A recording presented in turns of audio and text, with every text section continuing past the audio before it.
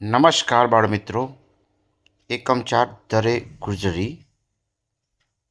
પ્રશ્ન 1 સાચો વિકલ્પ શોધીને અહીં આપેલા ચોરસની અંદર ABCD લખવાનું છે. તો એક વિકલ્પની અંદર બી પશ્ચિમ, 2માં સી સાબરમતી, 3માં સી દેવરક્ષિતા, 4માં ડી, 5માં એ નર્મદા, 6માં ડી, 7માં સી. આવી રીતે લખી લેશો. વિકલ્પ 8ની અંદર એ, વિકલ્પ 9ની અંદર ડી, વિકલ્પ 10ની અંદર સી, વિકલ્પ 11માં સી લખી લેશો. પ્રશ્ન 2 સુભાષિતાને આધારે યોગ્ય શબ્દો વડે ખાલી જગ્યા પૂરો. પહેલી ખાલી જગ્યામાં ગૌરવશાલીની, એવી રીતે બીજી, ત્રીજી, ચોથી અને પાંચમી ખાલી જગ્યાનો જવાબ બાળ મિત્રો પૂરી લેશો. ઉદાહરણમાં દર્શાવ્યા મુજબ ખાલી જગ્યા પૂરો. અહીં ઉદાહરણની અંદર જે આપેલું છે તે મુજબ અહીં ખાલી જગ્યાઓ બાળ મિત્રો પૂરવાની છે. તો આવી રીતે તમારી સ્વાધ્યાય પોથીની અંદર 1, 2, 3, 4, 5, 6 અને 7 ખાલી જગ્યાઓ પૂરી લેશો. પ્રશ્ન 4 નીચે સંસ્કૃત શબ્દોનું અનુલેખન કરો અને ગુજરાતીમાં સાચો શબ્દનો અર્થ લખો. તો અહીં સંસ્કૃતમાં જે આપેલું છે તેનું સુંદર અક્ષરે લખીશું અને તેનું ગુજરાતીમાં લખીશું. 1માં દેવોથી રક્ષાયેલી, 2 પવિત્ર જળવાળી નર્મદા માતા છે, 3 હે ધર્મની ભાવના જગાડનારી ગુજરાતની ધરતી, 4 સાબરમતીનો ઇતિહાસ. આવી રીતે સુંદર અક્ષરે લખશો. પ્રશ્ન 5 નીચેના ગુજરાતી શબ્દોને સંસ્કૃતમાં લખો.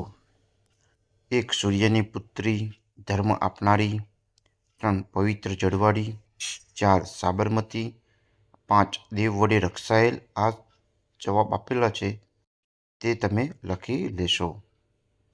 પ્રશ્ન 6 નીચેના સંસ્કૃત શબ્દોના સાચા સમાનાર્થી શબ્દો તેની સામે આપેલા વિકલ્પમાંથી શોધીને લખવાના છે. તો 1 number, 2 number, 3 number Krishna, 4 Kunteshwar, 5 સલીલમ એટલે જલમ. એ રીતે બાળમિત્રો તમે લખશો. પ્રશ્ન 7 નીચે વિધાનોમાંથી સાચા વિધાન કે ખોટા વિધાન છે તેની નિશાની કરો. પહેલાની અંદર ખોટું, બીજામાં સાચું, ત્રીજામાં ખોટું, ચોથામાં સાચું અને પાંચમામાં સાચું. આવી રીતે મિત્રો જવાબ લખી લેશો. નીચેના દરેક પ્રશ્નનો ઉત્તર એક વાક્યમાં સંસ્કૃતમાં લખો. અહીં મિત્રો સંસ્કૃતની અંદર જવાબ લખવાનો છે. તો પ્રશ્ન 1નો જવાબ, 2 અને 3નો જવાબ ખૂબ જ સારા અક્ષરે લખશો વિદ્યાર્થી મિત્રો.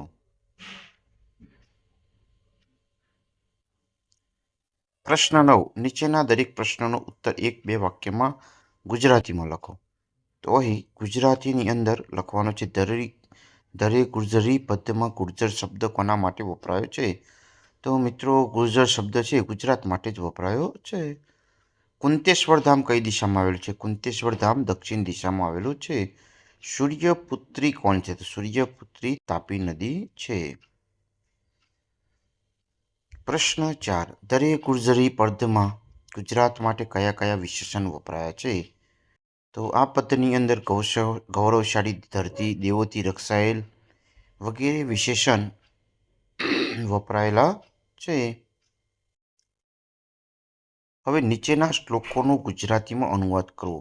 તો અહીં સરસ મજાનો સુંદર શ્લોક આપેલો છે. તેનો ગુજરાતી અનુવાદ: કાળી માતા પૂર્વ દિશામાં રક્ષા કરે છે, કૃષ્ણ પશ્ચિમ દિશામાં નિવાસ કરે છે, અંબા માતા ઉત્તર દિશામાં રક્ષા કરે છે અને કુંતેશ્વરનું દક્ષિણ ધામમાં છે.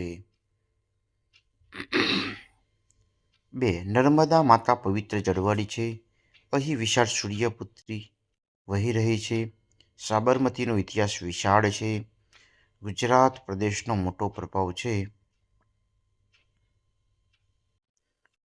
વિદ્યાર્થી મિત્રો, પ્રશ્ન 11ની અંદર શ્લોક પૂર્ણ કરો. તો આવી રીતે શ્લોક પૂર્ણ કરીશું. સ્વાધ્યાય પોથીની અંદર ખૂબ જ સારા અક્ષરે લખશો.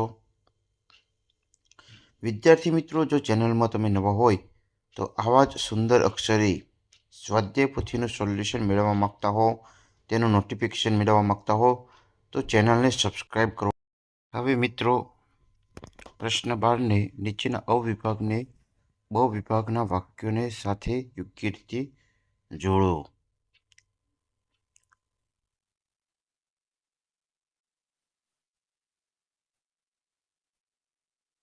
હવે બાળ મિત્રો, ઘણા બધા પ્રવૃત્તિઓ આપેલી છે. પ્રવૃત્તિઓ પણ આપણે અહીં લીધેલી છે, તો પ્રવૃત્તિઓ પણ તમે સુંદર અક્ષરે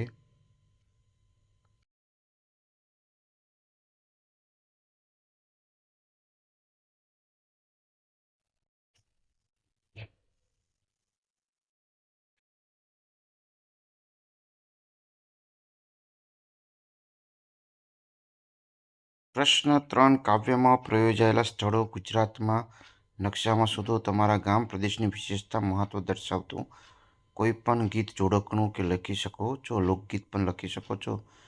તો અહીં આપણે લોકગીત લીધેલું છે.